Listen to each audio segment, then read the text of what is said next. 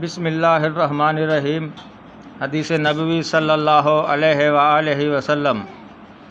عبادہ بن صامت رضی اللہ عنہ جو بدر کی لڑائی میں شریک تھے اور لیلۃ العقبہ کے 12 نقیبوں میں سے تھے، فرماتے ہیں کہ رسول اللہ صلی اللہ علیہ وآلہ وسلم نے اس وقت جب آپ کے گرد صحابہ کی ایک جماعت بیٹھی ہوئی تھی، فرمایا کہ مجھ سے بیعت کرو اس بات پر کہ اللہ کے ساتھ کسی کو شریک نہ کرو گے، چوری نہ کرو گے، زنا نہ کرو گے، اپنی اولاد کو قتل نہ کرو گے اور نہ عمدن کسی پر کوئی ناحق بہتان باندھو گے، اور کسی بھی اچھی بات میں خدا کی نافرمانی نہ کرو گے۔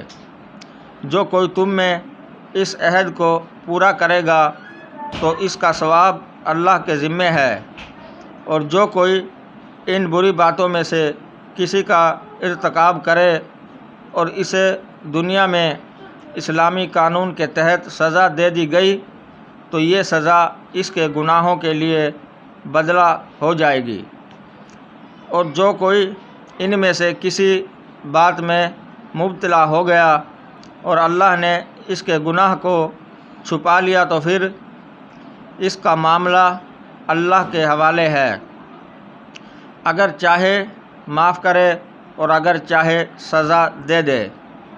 عبادہ کہتے ہیں کہ پھر ہم سب نے ان سب باتوں پر آپ صلی اللہ علیہ وآلہ وسلم سے بیعت کر لی۔ حدیث نمبر 18، کتاب صحیح بخاری، درجہ صحیح۔ ناظرین کرام، مزید اسلامی ویڈیو دیکھنے کے لیے چینل کو سبسکرائب کریں اور بیل آئیکن دبائیں تاکہ ہر آنے والی اسلامی ویڈیو آپ کو موصول ہو۔ شکریہ۔